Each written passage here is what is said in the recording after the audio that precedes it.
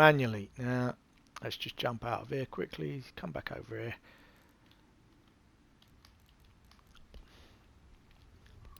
I'll make this up as I go along. So now we're going to do smoke rounds. So if we're doing smoke, and we're doing the same thing, go into aim. Looking through the thing, we press triangle. Triangle on the right, you see, now there's our smoke rounds. Okay, so bearing doesn't change. Bearing's the same. So we're on, what was it, 5775. That's gone to the right quite a lot, and it didn't aim right for some reason. But we'll leave that on 5790. Yeah, it's about right. And then you look on the right, and you can see that 4 rings. We're back down to 600 meters with a 1474 mils on the bearing, and we want 810. So if we just scroll that down, you can see it automatically changes on the right. And because we're close to 800 meters, we know we want 1429, maybe 1429, 1430, so maybe about 1415. 1420, so looking on the left, 1424 we got there, 1421 with a. So let's try that.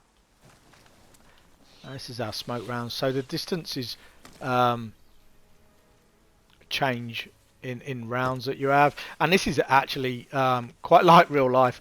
We had a batch of rounds, smoke rounds, phosphorus rounds that were wrong button. That were landing almost 500 meters to 1,000 meters short.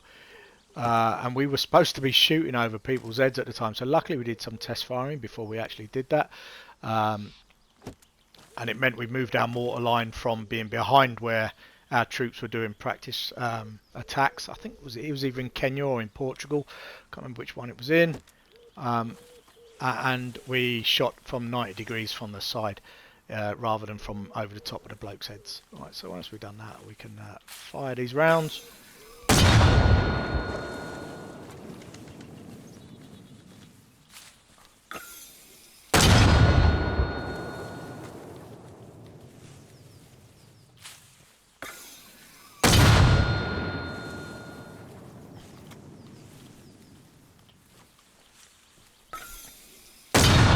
That's it, 4 rounds in the air.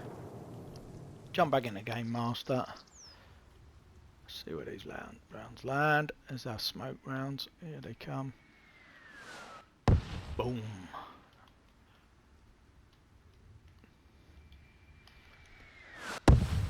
So you can use these smoke rounds anything from sergeant and above. That's quite accurate. I mean, I don't know how good smoke rounds are. I mean, it just puts people off. In real life, you can see here the white puffs of smoke. These are white phos. And against troops, if this is white phos, this is going to be well, not just as effective as HE, but it will be way more effective than what it is here. Just here gives you cover. In real life, you got white phos. That stuff gets on you. You're burning. You're going to keep your head down. You ain't sticking your head up for nothing with white phos rounds landing anywhere near. I know I can do it for illume rounds, although I've never done it for illume. Change the night and all that sort of stuff. So let me just jump out of here. Again, we're going to change. Stick down there, press triangle, and there we go. There's our illume rounds. Bearing's going to be exactly the same. We're on 5795 now. Yeah, that'll be about right. Distance, again, look, we've changed the distance. We're on 1426. That's only 800 meters. So if we want it to go a bit further, 1402. Yeah, it depends on which way the wind's going, I suppose, isn't it? 1420, let's do that. 1380, 1420. We'll do that for illume rounds. You can change the timing on illume rounds just like you can in real life, actually. But how do I do it a bit? There we go, drop. Oh, footsteps. I'm normally shitting myself now when that happens in a real game.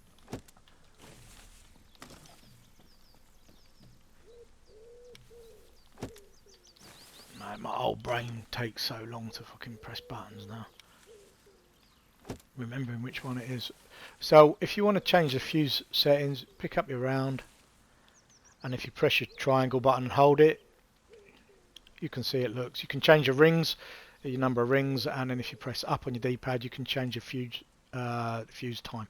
So if you want the illume to go to explode slightly higher, for example, maybe it's a windy day and you want the rounds to go further in and then drift back on the wind, or the opposite way round, it's really windy and you want it to be right over the target, you can drop that fuse time down a little bit more, so they land a little bit, they explode just a little bit lower in where you need it. But generally in this game, leaving on automatic, you can right, let's see if I can adjust the let me just go to Games Master. Hang on a second, I need to do this. Why won't it do it? Drop that. Now let's try. There we go. Alright. God, I've never done any of this Games Mastery crap stuff before. Map. Local bright mode light. No, that is not what I wanted to happen, but there you go. Oh, here we go.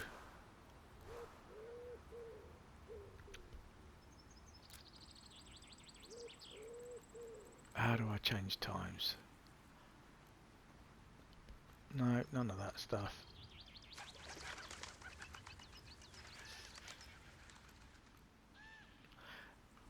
Maybe it's down here somewhere. Edit scenario, there we go.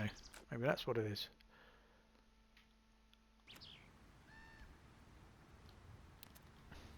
Right. Play functions, whatever, factions. Game, respawn. Oh no, does that look like time? Time of day, there we go. Night time. Yeah, night time's best. So let's select night time, save and close. There we go. Play as me. Oh, God, I can't believe I'm working this out. 54 years old working this stuff out. God dear. Right, let's fire these rounds then. See what happens. Where they're gone.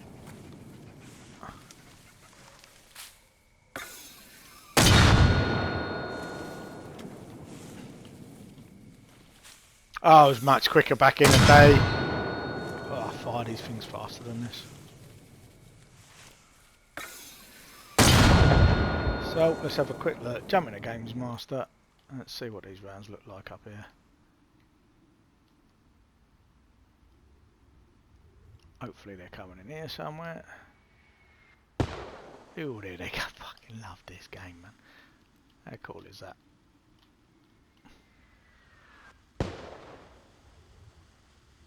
And there's your illume rounds.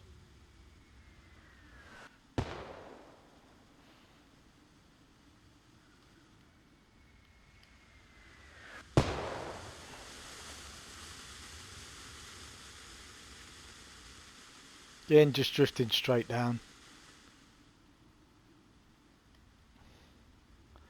But they're bright. They're very bright in the game. It's quite good.